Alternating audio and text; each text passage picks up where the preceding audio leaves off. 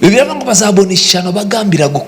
Bible says, woe to those who plan iniquity, to those who plot evil on their beds. At the morning's light, they carry it out. They offend somebody with his when they convert for the field, they seize them. The fact of being a firstborn, that's not what Jacob was. Jacob needed the blessing. Jacob was looking for the benefit. Jacob was looking for the value that comes with that. That is not tangible today. So, because they are always keeping a close watch. When there is a word,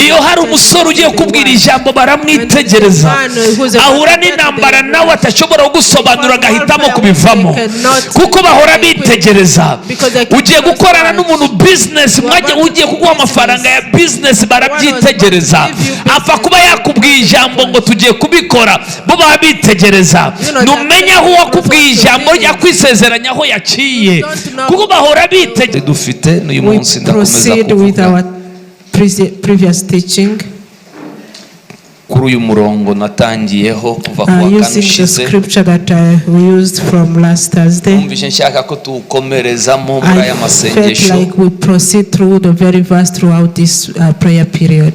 Muri aya masengesho. Throughout this prayer period.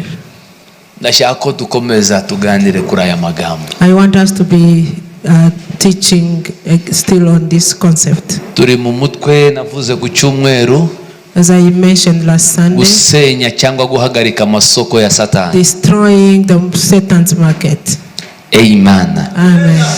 Ndagaruka dusome mu gitabo cy'ibyahishuwe ibice 18. Let us read from Revelation chapter 18. Ku murongo wa 11 nza kuri ku wa 10. Reka nsabe bonjour adusomere. Let bonjour read for us. 11 kuza kuri 10. Nashaka ageza kuri 15. Revelation 18 from 11 to 15. Ibyahishuwe 18 ku murongo wa 11 kugeza kuri 15. Reka dusome mu izina rya Yesu. N'abatunzi bo mu isi nabo bazawuririra baborogere kuko ari na uzaba kigura urutundo rwabo. Kuko na muntu uzajya mu izindi Bibiliya na muntu uzabugigura cargaison yabo. No one will buy their cargoes anymore. Ari zahabu, ari feza, ari amabuye y'igiciro cyinshi, precious stones, n'imaragarita, and pearls, n'imyenda y'ibitare myiza, fine linen, n'imyenda y'imihengeri, purple, na hariri, silk, n'imyenda y'imihemba, and scarlet cloth, n'ibiti byose by'imibavu, every sort n'ibintu byose byaremwe mu mahembe y'inzovu, and articles of ivory, n'ibintu byose byabajwe mu biti by'igiciro cyinshi, costly wood, n'ibyacuzwe mu miringa, bronze, n'ibyacuzwe mu cyuma, iron, n'ibyaremwe mu ibuye ryitwa marimari, and marble, na mudarasini n'ibinzari, cargoes of cinnamon, n'imibavu n'amavuta meza n'amadahano, and frankincense, n'icyome n'inzoga n'amavuta ya elayo, of wine and olive oil, n'ifu y'ingezi, and fine flour, n'amasaka y'inka n'intama, and wheat, cattle, and sheep, n'amafarashi n'amagare, horses and carriage, n'imibiri y'abantu n'ubugingo bwabo. and human beings sold as kandi imbuto umutima wawe wifuzaga they will say the fruit of your zigukuweho is gone from you. n'ibintu byose biryoha neza, all your luxury and splendor, n'ibisa neza and splendor, bigushizeho, have vanished, ntibazabibona ukundi. never to be recovered. Abatundaga ibyo, the merchants who abo sold uwo these things mudugudu watungishije, and gained their wealth from bazahagarikwa kure no gutinya, will stand far off, terrified kubabazwa kwawo, at her thought. barira baboroga. They will weep and mourn. Amen. Reka ngaruke ku murongo umwe mwambonye ibicuruzwa urutonde ruri hano. Let's come back to the verse which list mwabonye urutonde rw'ibicuruzwa, you saw the list of abakire bo mu isi, abatunzi bo mu isi nabo where the wealthy of the world, Bibiliya ngo bazawuborogera. that are going to cry. Mu byo bacuruza ku murongo wa 13 on the 13th verse, among the ngo namudarisini n'inzari n'imibavu n'amavuta meza n'amadahano n'icyome n'inzoga n'amavuta y'elayo n'ifu y'ingenzi n'amasaka n'inka n'intama n'amafarashi n'amagare n'imibiri y'abantu n'ubugingo bwabo. Ibi ni ibintu bisangwa muri iri soko. Ntabwo bicuruzwa mu isoko rya Kimironko, ariko hari ayandi masoko mu isi y'umwuka. Sinzi ba hari umuntu unyumva. Ayo niyo masoko nenda kuvugaho.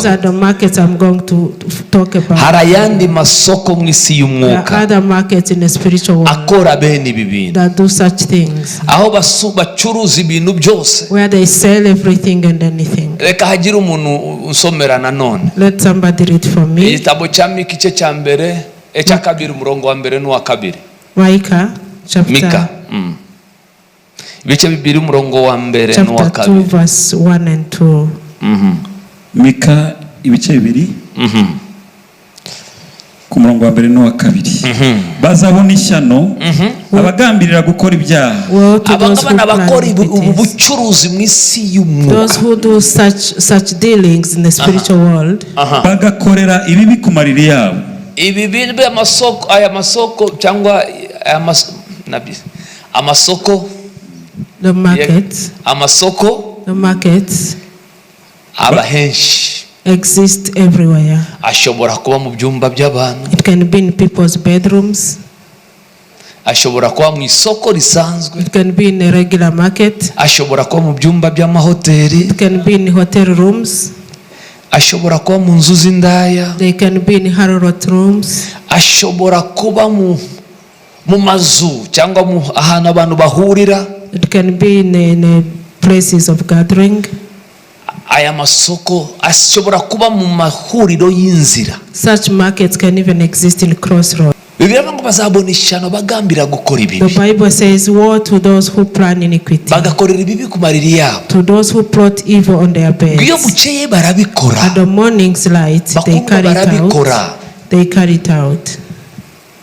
Bagirira nabi umuntu n'inzu ye. They offend somebody with his barayitwarira. When they convert for the field, they seize them. Iyo bifuje imirima barayitwarira. They convert fields and seize them. Amazu and houses. Amazu houses. Bakayigarurira. And they take them. Bagirira nabi umuntu n'inzu ye. They defraud people in their homes. Ndetse umuntu n'umwandu we. They rob them of their inheritance. Therefore, whatever they want, they buy.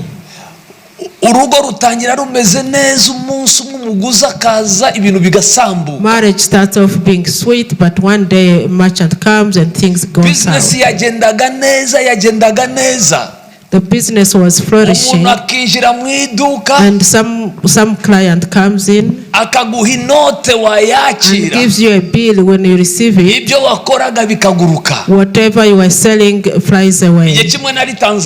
One day I was in Tanzania. I had a crusade in Dar es Salaam,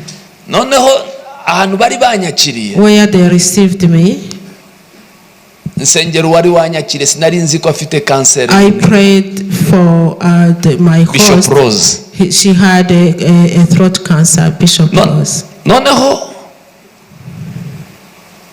aza kumbwira ikibazo yagize. I called for the people to pray for. I was not sure she was going to be among those people. When she came to be prayed for, I prayed for her unknowingly, but I felt like that somebody had a throat issue. I laid hand on her and she was set free. She took the microphone. After I preached, she worshipped. Those who were aware were overjoyed, but I was not aware. And she told us what happened. They showed me people who were playing some games, table games. That those old men are idle. They don't have a job. batuza amajini. They just have some evil spirit. bareba amaduka ari muri quartier ya in the evening they watch the shops that sell, and they give one bill, n'igihumbi kugira ngo bamugarure akagure nk'ikintu cya 50. maybe he gives 1,000 to buy ayo mafaranga ukayashyira mu yandi kugira ngo mugarure that bill, and you give a change, whatever is sold out akamukurikira, follows him. nta buhamya bw'umuntu nasengeye byabayeho, ariko ni story yaganirwaga. I have not seen a typical case, but there was rumors about such practices. abantu benshi bagurwa batabizi. So many people are sold out unknowingly biciye mu mpano zitandukana through bahabwa. different talents that they are given. Imana byari byiza ko umukristo ku mana yose baguhaye umuntu waguzanye amafaranga, you know, whoever gives you a present, wakamubaje ngo ayo mafaranga nayici, you would ask him what this money for, byibuze ijambo agusubiza, so that the reply he gives nagutera nijoro byibuze nawe ubyuka uvuga ngo aya mafaranga wayise gutya, so that when he ibi bintu uhagazeho urabeshye, you recall him that you gave this money such a name, and you are a liar. It will be nice. The gift that somebody gives you. Every time in the spiritual world they are waiting for the word you are uttering. Likewise, you need to look for a word that is full of gift. Why are you giving me such a present? Why are you giving me this money? It was just a gift. Lord, I thank you for this gift. May God bless you. If he tells you gifted because of the word he uttered. In the spiritual world there is a lot of malice. A lot of malice. I mentioned some of those previous days. Today I want to talk about something.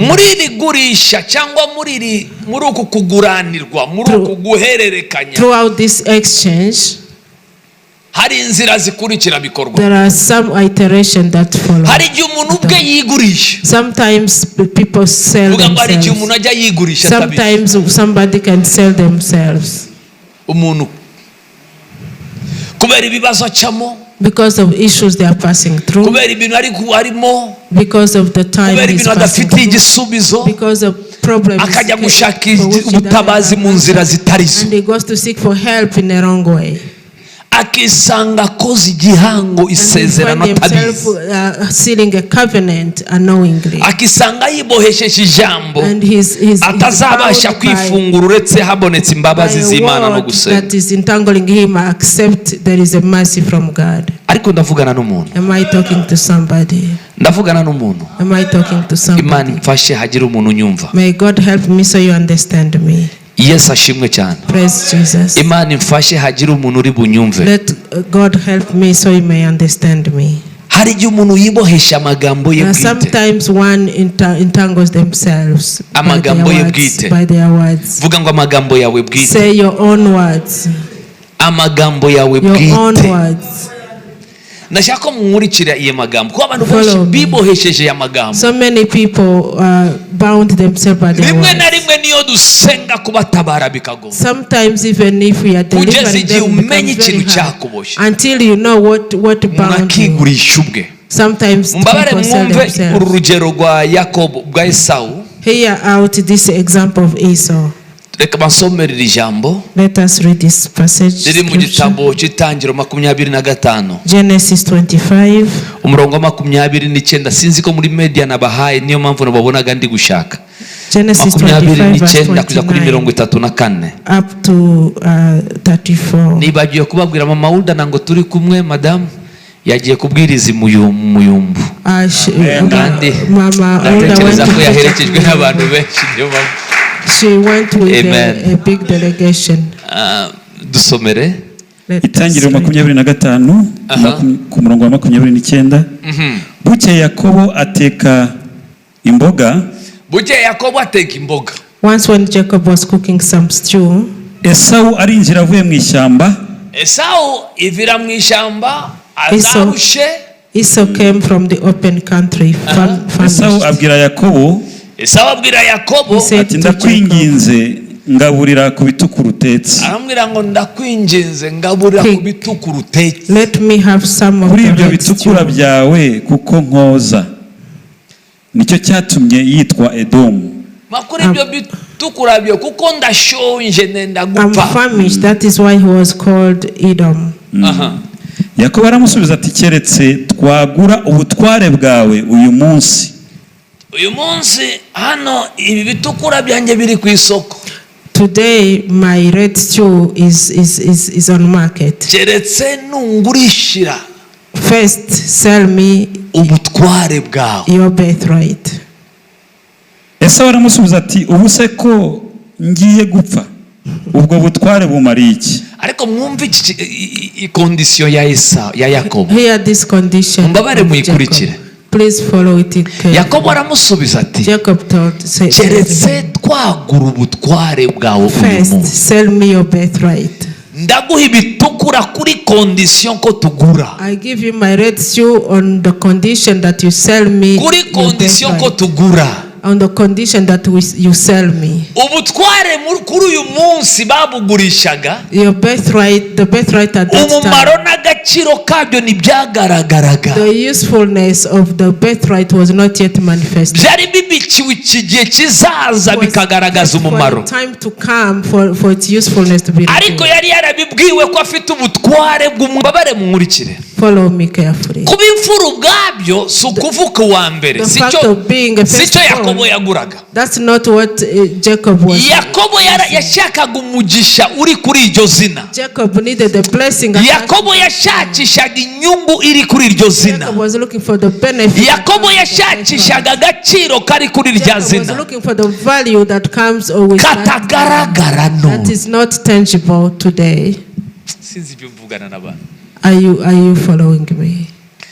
Nango ubutware bwa Esawu ashonje yenda gupfa ameze nabi na muntu wabubonaga. The authority of Esau when he was famished was not visible. Na Esawu uretse kubibwirwa. Even Esau except that he was told that it was not measurable.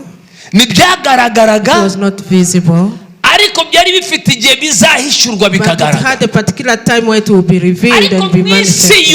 But in the spiritual world, Yakobo yabonaga cya kindi kizatuma atabumuherereza. Jacob was seeing something that will prevent him from being a last born. Aravuga ngo kuri condition. And he gave a condition.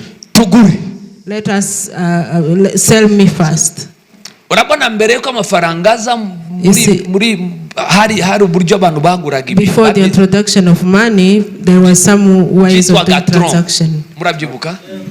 Nuko ngo nzanye imyumbati. It was an exchange. Now ufite ibishimbo. Cassava and you have beans. Ndaguha imyumbati. I give you cassava. Umpe ibishimbo. You give me beans. Babyitaga tronc. Okazana. You bring some commodity and then I give you what you need. When the money came, you would not need to have the bills to give them. And likewise, Jacob did transaction that does not require money. I have red stew, which I made. You are going to sell your birthright to get it. Tell somebody next to you. All those things they cook, where they have slaughtered the bull, and there's so much salad. Before you go to eat, you need to know first the reason for such festivities. Sometimes they are prepared and they invite families with a special purpose that some life and bodies are going to be sold. I'm telling you what happened in Kigali. There is a family friend. We were praying with them for a while. Noneho Mama Hulda agira inzozi kuri iyo family. Mama Hulda had a dream about that family. Abona ise umwana ari gutanga umwana we. He saw the father of the child munama yari iriho giving out his child in atanga umwana we ngo bamwice. And he saw the father handing over the child to be killed. Arabimbwira. She told me that. Sinibuka details hizo nzo. I don't remember many details about it. Abimbwe ndavuga muhamagare. And when she told me, I told her to call him. For them to be careful. Ahamagaye. When she called, the phone was picked by the mother. Mama Pastor. And she said, praise God, Mama Pastor. Because as we speak, we are arguing there is a festivity. They invited us. I didn't want to go there and I don't want the children to go. But we are not agreeing with my husband. She told me, please pass me the pastor.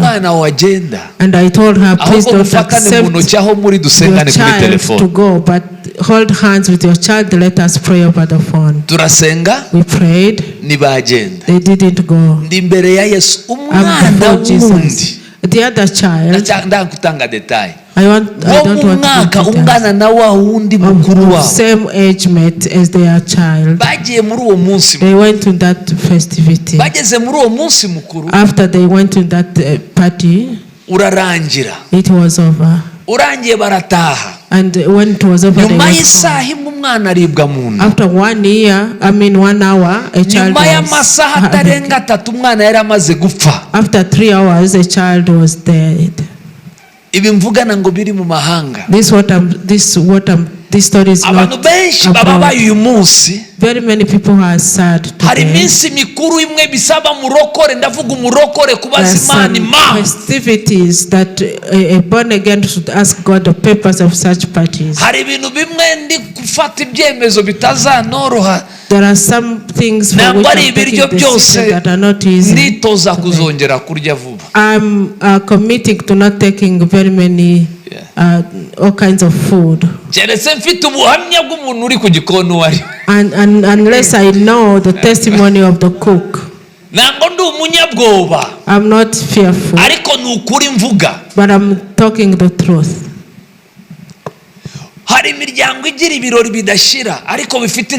There are families who have endless parties that have a purpose, and they are thrown by one particular wealthy person from that family,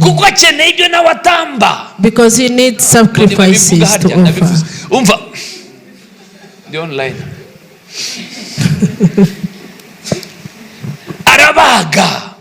His in the name of loving people, first get to know. You take your children. I once took my children someplace. It cost me a lot of prayers. One day the demon told me, is it not you who brought them to us? It was me who brought them there. Today I'm still praying over that thing. It has been several years. Shake somebody. Just food.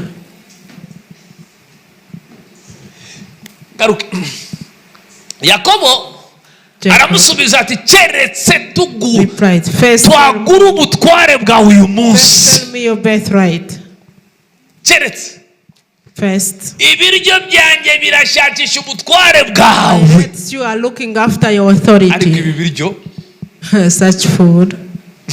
Baza umuntu ngo ibyo biryo. Tell your neighbor. Ariko ambarije umuntu ngo wariye hehe. Ask your neighbor, where did you eat? Ariko ndashima umwami Yesu. I thank the Lord Jesus. Waduteguriye ameza. Prepare the table. Waduteguriye ameza. Twita ameza y'umwami. Dushobora kurya bya bindi bihumanura ibihumanye muri twebwe. Ariko mbariza umuntu ngo waririye he. Ask your neighbor, where did you eat from? Or from which table? Nongere mvuge. Can I talk further?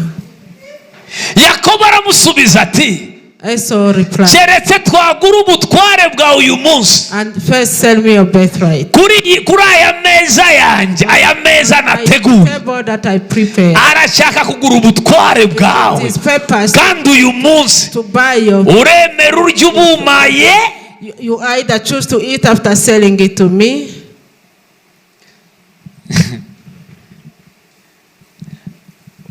abantu ngo urabona pastor iwacu bagira umunsi babaga ikimasa, abantu bakuru bakagira bakavuga amagambo, and old people will go ngo barabandwaga, and they'll be uttering words.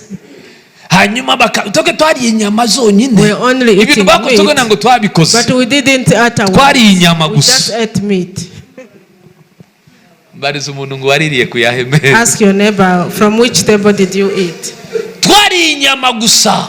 We only ate meat. Nta kindi twebwe nango twambaye ubusa. Nothing else. We were not Tugeze dusenga. We never prayed. Na bindi na n'icyuhagiro baduteye. We didn't even get some inyama. rituals. We only ate meat. Twanyweye amata gusa. We only drank milk. What kind of yaraye mu kazu k'indaro mu gitondo yanyweye amata gusa. What was kept in the house of demons? He only drank umuntu afata amata akayaterekera abazimu, and you put it in before mu gitondo agahamagara abana batarahumana bakiri batarakumwanza za ndogobe zitaraheka umwanda, agatangira bagifite ejo haryoshye heza, akamuha akamusangiza n'abazimu, and they give them milk to share with the demons. ndavuga n'abanyarwanda na muzungu turimo. I'm talking to Rwandans. There is no white people among us. cyangwa ndavuga na bene wacu b'abanyafrika. I talk to our fellow Africans. Yakobo aramusubiza ati, Jacob replied, 30 hari. Bring back 30.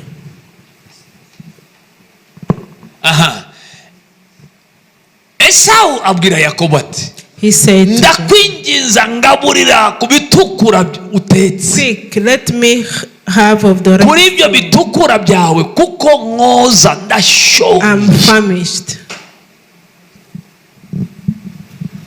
Nicyo cyatumye yitwa Edomu. That is why he was called Edom. 31. Bukeye Yakobo aramusubiza ati, keretse Jacob replied, ibi bitukura byanjye nateguye. For you to have keretse, vuga ngo keretse. Say first. Twagura ubutware bwawe uyu munsi. Sell me your birthright. Umva, Esau aramusubiza ati, Esau replied, ese ko ngiye gupfa? Ariko se yarasambaga? Was he agonizing? Ese ko ngiye gupfa? Look, ubwo butware bwamariye iki? What good is the birthright? Hari iby'agaciro bikurimo. There are valuable things that are not visible. Ariko bitavuga ngo bifite agaciro. Because they don't, but that does not mean it's not valuable. Hari ibikurimo Imana yagushizemo. Sometimes what is hidden with utabona umumaro wabyo uyu munsi. You don't see their usefulness. Ariko ntukabikerense. But don't joke with them. Yakobo aramubwira ati, umva amagambo ariko. Jacob replied, aramubwira ati, ndahira uyu munsi nutarya kilapo. Swear to me first.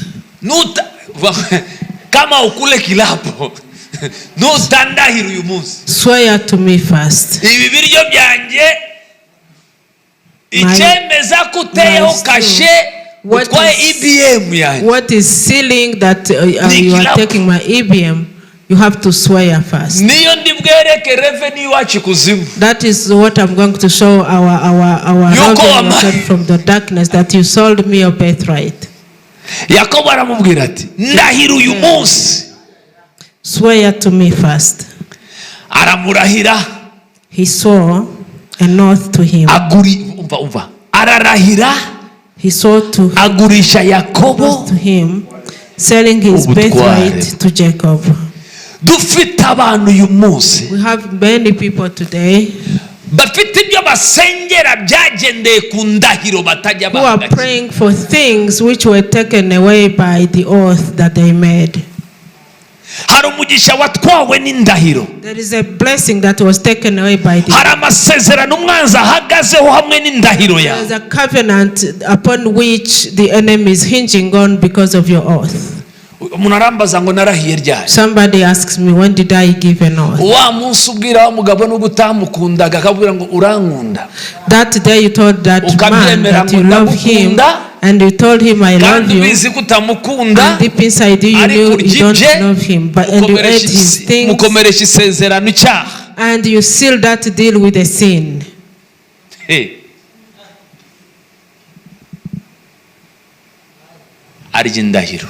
He ate an oath.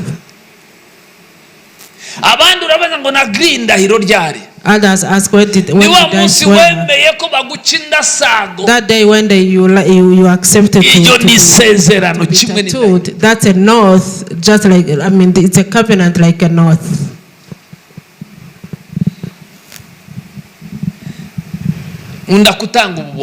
I like to give this testimony. I prayed for someone. He wanted to get married. It was not possible for them to get married. We prayed. We prayed a lot. We prayed and prayed. I thought that it seems like you are bound somewhere. Where is that place? She told me. I'm not aware.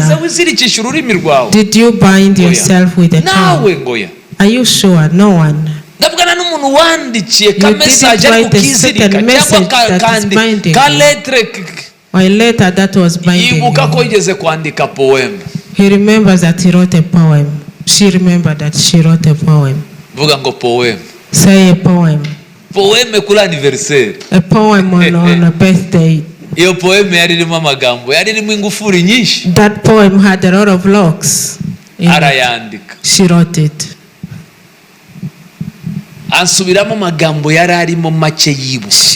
She remembered a few words that was within that poem. Can you go back and look for that piece of paper and bring it back? You see, she had somebody she was supposed to be married to, that was waiting for him, and they had even a child together. He came. She told me that the boy did not give me the piece of paper. He said the boy did not give me. On the third time, I told her, this is a sign that you have cancelled such. I'm going to stand within the anointing. And we canceled the. After for a few months, her husband was saved, and today she has a good marriage. But it was bound by a poem. Say a poem. Just a poem.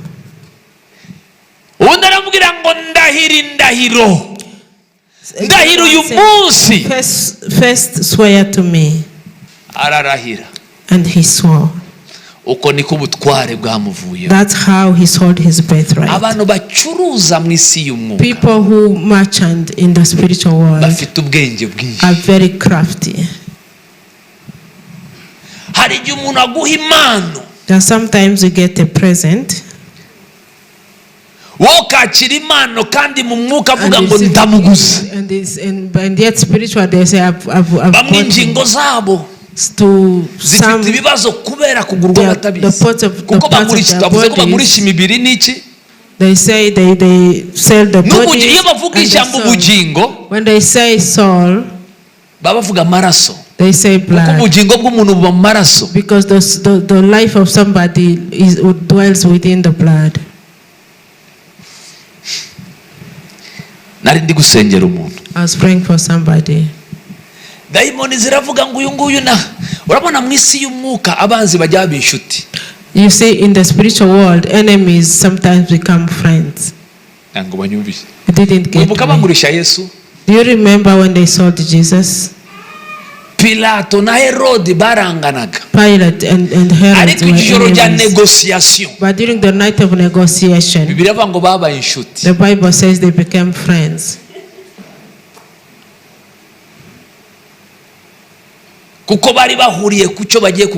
Because they had a common interest about what they were supposed to sell.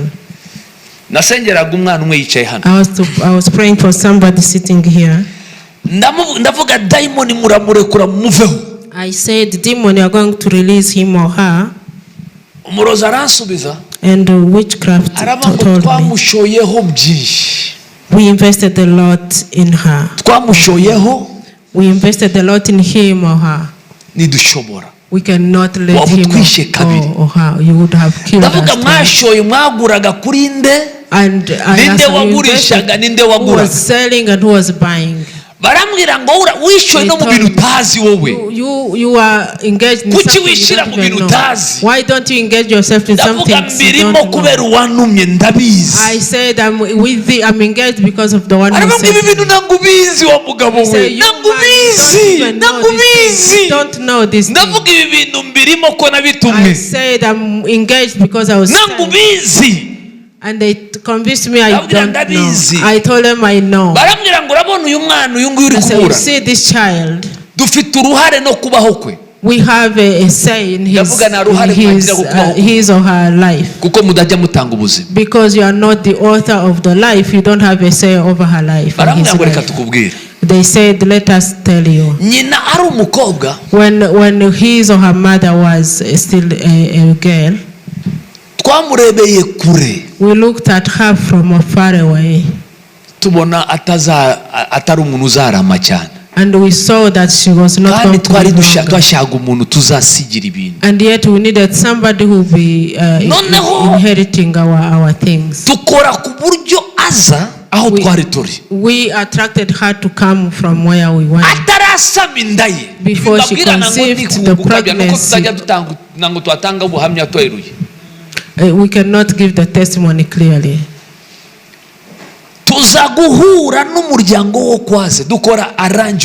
We made an arrangement with her husband. I was with Mama Olda.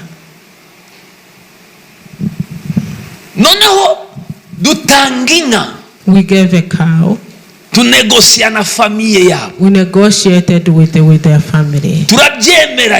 We agreed. I don't know how many cows they gave. Now the father of the child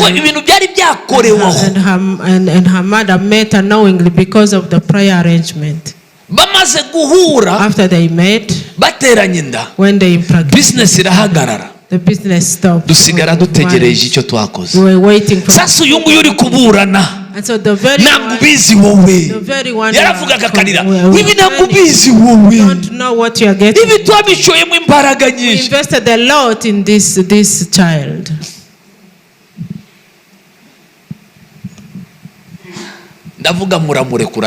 And I said, you are going to release her. And they said, we can never do that. I said, if you don't release, you are going to die. You witch. And he said, you came as a problem. We really but we are losing greatly. nasubiraga ku cyakozwe ku musaraba navuga Yesu yamaze kwishura ideni, Yesu yatanze amaraso, Yesu yishyuye byose ku musaraba i Goligota. Mwebwe mwari muzi ko mwabipanze, ariko Yesu yari afite umugambi ku buzima bw'uyu mwana. Mwari muzi ko ari ibyanyu mwateguye, ariko Yesu yari afite umugambi. Uyu azakorera Imana, uyu azasenya ibicaniro byanyu. Turaburana ariko bwira umuntu, tell somebody this the spiritual world is real. Am I talking to somebody? The spiritual world does exist. I was surprised. Those two families don't but because of a specific purpose, one took a possession and took it to the other family. Another time, I'm talking about selling. Undi mwana wicaye hano. Another child who's seated here. Yagiye mu mihango numva arokana gatoya. She had her period. Ari uruhinja. When she was a baby, yasuwe na nyirakuruza. She was visited by her great grandmother. Ariko wari umucuruzi. Who was a businesswoman. Iyo mvuga ubucuruzi mu She was a merchant. Muyumve muri urwo rurimi. She was a merchant. Bamuzanira kana aragaterura. They brought her the baby and she arakabyinirira agasohokana hanze n'ubwuzu bwinshi the baby outside. Ageze hanze afata akarenge kamacyaho karasagwa ararigata. So she cut the foot of the child and she licked the blood. Na muntu bizi bajyanye umwana kwa nyirakuruza. No one knew about it, but they took the child to the great grandma. Nuwo wazamuraga akaboko. That's the one who was raising the hand. Bajyanye umwana kwa nyirakuruza. They just took the child to see the grandmother. Arangije nawe arirasaga ashyira umwana aramurigatisha. Likewise she cut herself and gave to the baby the blood to lick her blood. The baby was not aware, of course. Arakura. And she grew up. And yet she was a baby. After she grew up. What I'm saying, we encounter such things every time.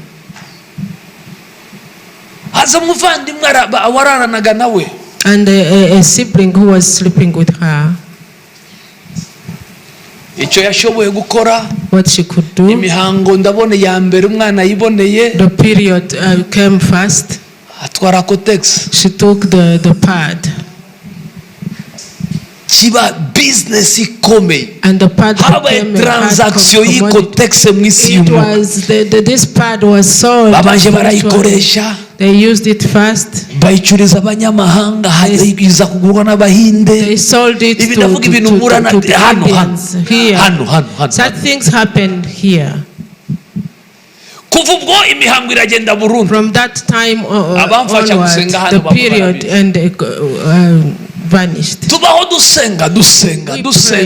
prayed and prayed.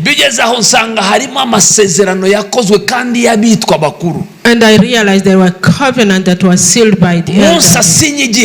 The day she signed a covenant to surrender to God. We were together.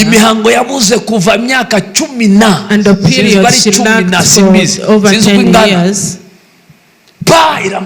They just came down. I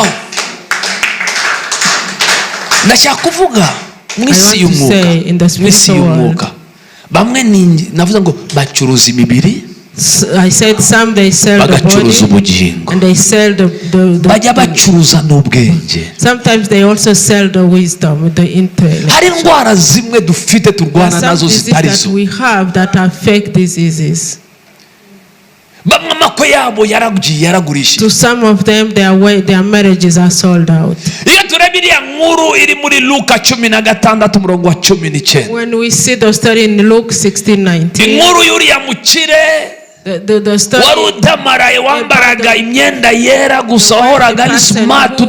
was smart without having a job. Who was full of sores. And dogs are coming. When you are sold in such a way, they encounter problems without answers. To some of them, they are overwhelmed. They go into drugs. But I have a good news that somebody died and was after 3 days abwira Yohana mu byahishwe 1:18 nije wabayeho ndapfa ndazuka uyu munsi ndi muzima. Hari umugabo umwe. Oh no. Uwo niwe gisubizo cyo mu bucuruzi. Uwo niwe watanze incungu. uwo niwe watanze igiciro, uwo niwe wishyuye, uwo niwe wagaruye ibiguzi batuguzemo, uwo niwe mucunguzi muzima Kristo. Oh haleluya. Iyo mvuga ibi bintu cyakwandagaza ibintu, kuko ibyanditswe byera bitubwira ngo bazamenya ukuri kandi ukuri niwo kuzababatura. Hosea aravuga ngo ubwoko bwanjye burarimbutse buzira kutamenya. Iyo wamaze kubona amakuru, iyo wamaze kumenya hano ibintu bipfira, gukira igisubizo cyarabonetse. Ariko ndavugana n'umuntu uri hano. Yesu ashimwe haleluya. Yesu ashimwe haleluya. Bamwe to some, ngarura itangiriro, bring back Genesis. Bari ibiryo, they ate, bahawe amafaranga, they were given money, yatwaye umunezero w'amago yabo. that took away those joy. Bari ibiryo, they ate food, batwaye amafaranga, bakiriye impano, they received gifts, zatwaye imigisha yabo. that took out. Ariko turizeye uyu mwami wazutse, but we believe in this resurrected, twizeye umwami wazutse, turamubonye agaruza ibintu byanyazwe. Twizeye umwami wazutse uri muzima.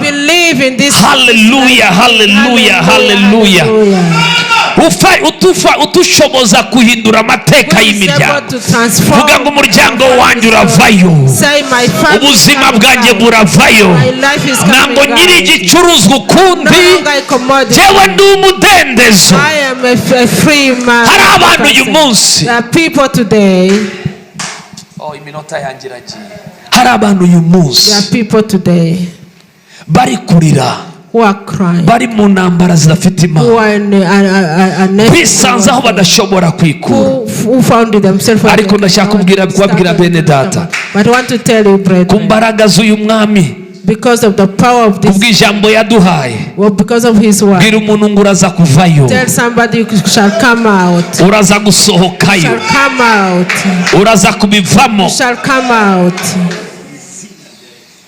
Hari abantu bagendanye inzandiko n'amagambo yabavuzweho. There are people who move around with letters. Yacyakwinyagamura gutya ijambo rikamufata. Move around, the word catches them up. Ijambo yavuze atabizi. The word they uttered unknowingly. Yobu 13:26. Job 13:26. Ejo nzakomereza hano. Tomorrow I shall proceed from here. Sinzi. I don't know. Bamwe bagiye barota inzozi. Some people had this akarota nijoro ari gukorana ubukwe n'umuntu atazi, and they dream having a wedding without knowing the umukwe, ariko yabonye yambaye akatimba, but they saw themselves kuko mu mwuka hari ubukwe bwabaye, because spiritually they have been a marriage. Vuga ngo mu mwuka hari ubukwe bwabaye. Say spiritually there has been a marriage. Kuva arota izo nzozi, nta muntu umubwira ijambo, umuntu araza akavuga ijambo uyu munsi ntamenya aho yaciye. Igihe cyose yasenze arota akora ubukwe, yambaye akatimba, ariko bagiye kubana nawe ajya abona. But they don't see the face of the groom. Hari ubukwe bwabayeho mu isi y'umwuka. There is a marriage that was sealed in the spiritual world. Pastor is talking. Somera Yobu 13:20. Job Yobu 13:26. Kuko unyandikaho ibintu binsharirira, unyandikaho ibintu bisharirira, for you write bitter things against me. Kuko unyandikaho ibintu binsharirira, kandi ugatuma ndimura ibyaha byo mu busare n'ubusore bwanjye. Make me reap the sins of my youth. Ugatuma nibuka ibyaha byo mu busore bwanjye. And make me reap the sins of my youth. Komeza. Ibirenge byanjye nabyo ubishyize mu ngoyi. Nisanze ibirenge biri mu ngoyi. You fasten my feet in the shackles. Kandi witegereza imigendere yanjye yose. Kandi uhora witegereza kwinyagambura kwanjye kose. Ibirenge byanjye ubishyizeho urukubo. Uhora witegereza. You keep close watch. Wanshizeho za kamera de surveillance. You put me on the CCTV cameras. Mushize nije twakoze amasengesho hano ndavuga. Last time sengera uyu mukobwa ndavuga ugiye kumukire uzatungisha benshi abazimu barasara ngo ibyo bintu nibikabeho kubera iki twatanze kuko bahora bitegereza because they are always keeping a close watch. Iyo hari ijambo rihindura amateka bararyitegereza. Iyo hari umusore ugiye kubwira ijambo baramwitegereza ahura n'intambara nawe atashobora gusobanura agahitamo kubivamo kuko bahora bitegereza. Ugiye gukorana n'umuntu business ugiye kuguha amafaranga ya business barabyitegereza apfa kuba yakubwiye ijambo ngo tugiye kubikora bo babitegereza numenya aho wakubwiye ijambo rya kwisezeranya aho yaciye kuko bahora bitegereza. Sinzi bavugana na bari hano wadepoza akazi usaba akazi iyo wageze muri interview watsinze ekri bakaguhamagara muri interview baba bitegereza bakavuga ngo nango kari buke bakiyaranja kuri pano yo bagashyira umuntu uri bukubera igisita kuko bahora bitegereza. Because they keep close watch. Repeat the scripture. Ibirenge byanjye nabyushyize mu ngoyi kandi witegereze imigendere yanjye yose. Witegereza. You keep close watch. Bantu b'Imana. People of God. Iyo umuntu yagurishijwe ashyirwa muri system ya security ikomeye. He is put under a stringent security system. Igihe cyose ugiye kurenga umurongo bagushyiriyeho numenya aho ibitero biza biturutse. Iyo akazi wanagatsindiye babashiye gukora n'ikibazo mu kigo bigatuma n'iryo soko rihagarikwa wanatsinze bagahitamo guhagarika ntihagire n'undi ukora kuko bahora bitegereza. Ariko bahora bitegereza. Bitegereza ntabwo agomba kuducika ariko uraza kubacika mu izina rya Yesu. Ndavuga ngo uraza kubacika mu izina rya Yesu. Uraza gucika izo kamera mu izina rya Yesu. Uraza gucika izo maso kwitegereza mu izina rya Yesu. Bakundwa bene data nta burinzi bwabayeho burutu bwarindaga bari mu kuzimu. There is no such a protection that was protecting those in darkness. I'll proceed from here tomorrow. N'uyu munsi satani nazo ukuntu abera bavuye kuzimu bagatambagira na Yesu mu murwa wera nabizi cyabaye ukuntu atamenye cyabaye cyagiye Yesu yamanukaga niko atari bumenye ibiri bukubeho nyuma y'iyi Pasika. That's what shall not know what will happen to you after this Easter time. Ngo ahora yitegereza. So he keeps close watch. Kandi witegereza imigendere yanjye. Keep close watch of all my paths. Yose. All my paths. Ibirenge byanjye. My feet. Urangira ushiraho agakubo. And you put urukira akarongo. Vuga ngo urukira akarongo. Vuga ngo akarongo kose abarozi baciriye ibirenge byanjye. Vuga ngo akarongo kose banciriyeho ndaza kukarenga kubw'amaraso ya Yesu kubw'imbaraga z'umuzuko. Vuga ngo akarongo kose urangije uduciraho urukubo witegereza ibirenge byanjye urangije unciraho urukubo. Ayi hari amaraso mena udukubo hari amaraso menagura kamera z'abadayimoni hari imbaraga z'umuzuko.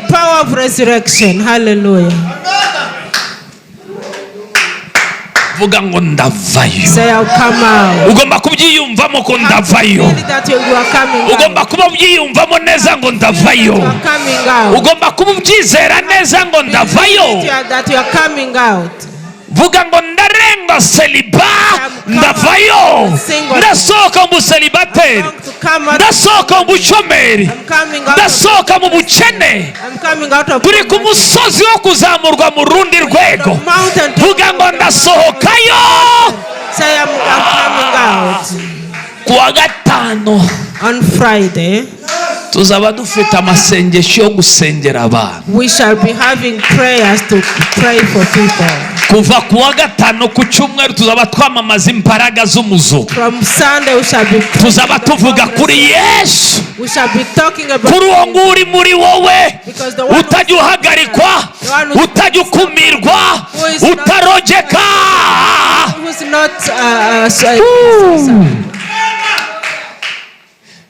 Yesu ashimwe. Hallelujah. Reka dusenge. Let us pray. Iminota yagiye. Time is gone. Kuko n'ejo tuzatera. Because tomorrow we shall also come back. Vuga ngo n'ejo tuzatera. Say tomorrow we shall come back. Ejo tuzatera. Tomorrow we shall come back. Ejo tuzatera. Tomorrow we shall come back. Ndacigisha nito. I'm still preaching. Nitonze rwose. Calmly. Nitonze rwose. Very calmly. Hari umunsi nzigisha. There is a time I'll preach. Dusenga cyane rwose. As we pray very hard. Hallelujah. Hallelujah. Yesu ashimwe cyane. Praise God. Hallelujah. Yesu nashimwe cyane. Praise God. Hallelujah. Yesu nashimwe cyane. Praise God. Hallelujah. Hallelujah. Hallelujah. Vuga ngo isoko ry'abarozi riraza gusenyuka. So the market of sorcerers is going to be destroyed. Vuga ngo isoko ryabo riraza gusenyuka. The market is going to be destroyed. Vuga ngo isoko ryabo riratatana. The market is dispersed in Jesus' name. Isoko ryabo nango rigumaho. The market is not going to stay. Ndabyumva mu mwuka nango riri bugumeho. I feel in the spirit they are not going to stay. Riratatana. They are going to stay. Ayi. Mbonye Yesu abikora n'uyu munsi arabikora. Jesus doing it, even today is ready to do it. N'uyu munsi umwami wanjye arabikora. Hari amasoko agiye gutatanya burundu. Hari ijambo ndi kurwana naryo Satani ashaka kunyiba kandi bitari gukora. There is a word that I'm looking for. Satan is making. Tugiye gusenga gutya mu Bakorino ba mbere. Pray from 1 Corinthians. Ibice 7:23 tugiye gusenga. 7:23. Mubabarire ejo zakomeza nimagarikiye hano. I stopped here. I will proceed. Abakorino ba mbere 7:23. Mwacungujwe igiciro. Nuko rero ntimukabe imbata z'abantu. Vuga ngo nango nyigiri kigurishwa ku ari we wese. Say I'm no longer a sellable commodity. Vuga ngo sindi wo kugurishwa. Say I'm not. Uwibesha akagura araruka. Uwibesha akagura ararekura. Kuko sindi wo kugurishwa. Nacungujwe igiciro cyinshi. Niyo mpamvu nakiriho kugurishwa. Oh no. Vuga ngo nacungujwe igiciro cyinshi. Naguzwe amaraso y'igiciro. Niyo mpamvu. That's why nakiriho kugurishwa ukundi. I'm not a slave. Nibyemewe ko mbimbata uyu ari we wese. Nibyemewe, vuga ngo nibyemewe. It's not acceptable. Ko mbimbata uyu ari we wese. I am a slave of anyone. Sindimbata y'abarozi. I'm not a slave of sorcerers. Sindimbata y'abacuruza amasoko y'umwijima. Sindimbata yabo. Ingingo zanjye zirangarukira. Ubwenge bwanjye burangarukira. Ibyanjye baguze biragaruka. Kuko namaze gucungurwa. Naguzwe amaraso y'igiciro cyinshi. A priceless blood. Sinshaka kupfa gusenga. I don't want us to pray anyhowly. Sinshaka kupfa gusenga. I don't want us to pray anyhowly. Ariko tugiye gusenga. But you are going to pray. Ijambo ravuga ngo mwacungujwe igiciro cyinshi. You were bought at a price. Bwira umuntu gucunguzwa icyari cyo ngo dusenge. Tell your neighbor, do you understand? Ngo gucungurwa nangwa ururimi rw'abarokore. Do you understand being redeemed? Ahubwo ni igikorwa cyakozwe. But it is an activity that was done. Vuga ngo gucungurwa. Say being redeemed. Nangwa ari ururimi twasanze mu rusengero. It is not a language that found. Ahubwo ni igikorwa cyakozwe Nyabihanga i Golgotha. It was an activity that was done at Golgotha. Ijambo gucungurwa rivuga ngo redeemed means ni ikintu baguze. It is something that was bought. Cyamaze kugurishwa. That was already sold. Noneho bigatangirwa ikindi igiciro kugira ngo kive mu maboko y'uwakiguze. Vuga ngo uwo ari we wese wanguze, ndamutangariza ko igiciro cyo gucungurwa cyatanzwe. Ndamutangariza ko igiciro cy'incungura cyatanzwe. Uwo ari we wese wagurishijwe gupfa aravuga mu izina Yesu ngo hatanzwe igiciro cy'incungura. Uwo ari we wese bagurishirijwe ububata hari igiciro cyo gucungurwa cyatanzwe. Uwo ari wese bacurije ububata bwo gukozwa n'isoni n'ibyaha hari igiciro cyo gucungurwa cyabonetse. Utarasenga unyumve, gucungurwa ni igiciro cy'incungu. Kivuga ngo ntabwo wemerewe gukomeza kumutunga ibyo wamuguze, ndabitanze kubikubye kenshi ariko uransubiza uwo waguze. Vuga ngo hari umugabo witanze ngo yikorere ibyaha byanjye, imivumo yanjye yikorere, ndetse n'amakosa nakoze yikorere. Yarabyishuye inyabihanga Goligota. Naracunguwe Satani n'abadayimoni bawe n'abarozi bawe n'abakozi bawe bose magaze imbere y'Imana yanjye gutangariza yuko nacunguwe. Niyo mpamvu urarekura byose. Haguruka ku maguru yawe. Stand up on your feet. Iyo niyo Pasika. That is our Easter. Zamura amaboko dusengane. Raise up your hands so we pray together. Ndashaka usenga. I want us to pray. Urwane intambara y'umwuka. Fight a spiritual warfare. Uvunagura amaboko yose yaragufashe. Break all the arms that are umenagura kamera zose. Break all the systems. Ufungura imiryango yose masengesho. Release all the gates. Utangariza umwanzi wawe ngo namaze gucungurwa. I am already redeemed. Tagira uvuga lambra zota jegedegele barabagazota lagade broza dabalamagazo jegedegede broska tabaramahanda landra bogozegede brabagazegede lebragazo protomagate rebarabagazo legede broza tababababaze legede balamagazo tabababaze yandere bragadoske to rababababaze legede brogoza gadere barabagazo.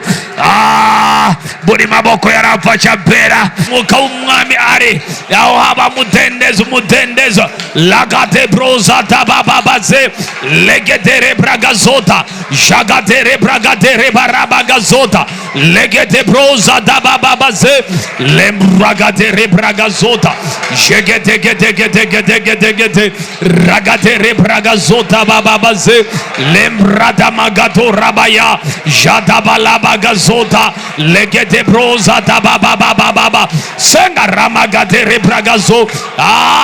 Datanda senzengu hure numor, datanda senzengu tabarumor, datanda senzengu ruhurumor, datanda senzengu tabarumor, datanda senze. Shedegede broza tabarabagazo, legede boza tabaramagandele rebrozada. Ni wowe Yesu nyemera uzamura amaboko imbere y'Imana. Raise up your hand before God. Vuga mwami wanje Say, my Lord, my King. Aka kanya ndi imbere yawe. Right now before you. Ndakwinginze ngo umishurire. I beseech you. Kwejesha amaso y'umutima wanjye. Kugira ngo menye ibyo niringizwa niyamamagaye. Kugira ngo menye ibyankoreweho byose. Mana nyereka aho byapfiriye. Mana mishurira aho byapfiriye. Mana yanjye vugana nanje. ni wowe nabaza. Vugana nanjye kubw'urugo rwanjye, vugana nanjye kubw'amashuri yanjye, vugana nanjye kubw'akazi kanjye, vugana nanjye kubw'ubuzima bwanjye, vugana nanjye kubw'urubyaro rwanjye, vugana nanjye Yesu. Talk to me, Jesus. Humura amaso y'umutima wawe, open my spiritual eyes, umeguheza, so that I may see. Mwami, Lord, uminzozi, give me the dreams, umama yerekwa, give me revelation, uvugane nanjye, and talk to me. Yesu, Jesus, ndakwinginze, I beseech thee, unabare mu gihe that kimeze you help me in a such time like this. Mwuka wera, Holy Spirit, ndakwihaye, I surrender to you. ganiriza, Talk to me, vugana nanjye, talk to me, mishurira, give me revelation, nyereka inzira, show me the way, mbwira, nsobanurira, explain to me, nabara. come help me. Zamura amaboko imbere, Raise up your hand before God.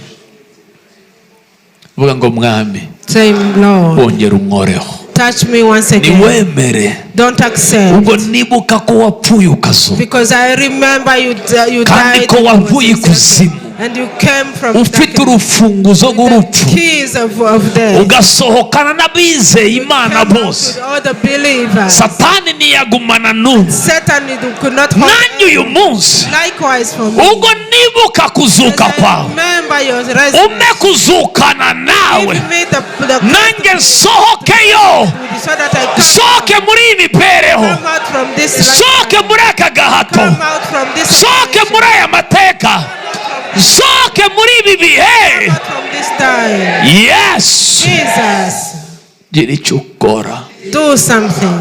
nzagushima, I will thank you. nzagukorera, I will serve you. magaze ku cyo wakoze, And I will be standing on your work. niringiye ubutabazi, I believe in your help. magaze ku cyarangiye I'm Goligota, standing on the finished work of Golgotha. magaze ku cyarangiriye I'm Goligota, standing on the finished work at Golgotha, kugira ngo mvugane n'abanzi so ba, that I speak to my enemies. kugira ngo mvugane So n'abanzi that ba, I speak to my enemies. ndabatangariza I declare to them, yuko nta kintu na kiri mu maboko y'uwo ari we wese. no longer a slave to anybody. ndamurangiza iminsi 14 Finishing this 14, namamaza umudendezo wanjye my freedom. mu izina rya Yesu. In Jesus' name. Reka ngusengere. Let us pray. Data, ndagushima, Father, I thank you. mweretse buri muntu wese uri muri iri terana. I commit everybody in this service. ndasenze gukomeza uvugane I pray nabo. that you keep ministering to them. ukomeze ukora umurimo wawe. Keep ministering to them. uwo ari we wese Whoever wari kure who y'ubutabazi, was far away from your salvation, data bubone. Father, may you see uwo ari we them. wese Whoever umwanzi that yashinyagurira, the enemy was oppressing, reka icyo gihe kirangire. let that time be uwo ari we past. wese Whoever umaze igihe ababazwa who n'umwanzi, is being tortured, yumva umudendezo feel wuzuye. your liberty, your freedom. Mana yanjye My Mwami, God, my Lord, unyemerere ijambo ryawe, allow that be graceful to me so that your word uriherekeze be fulfilled n'ibimenyetso by the signs and n'ibitangaza wonders bijyana n'icyo uvuga, that goes with tubona what you umudendezo muri utter, iyi so nzu, that we see freedom in ku this bakobwa world, n'abahungu on your bawe, daughters and kandi sons. icyubahiro kigarukire Let wowe. all your glory, the glory be yours. ndatangaza itangira risha Declare a new beginning, ry'umudendezo n'ubutsinzi, freedom and victory mu butunzi, mu rushako, mu mibereho, in mu possession, mubiri. marriage, in the body, in lifestyle.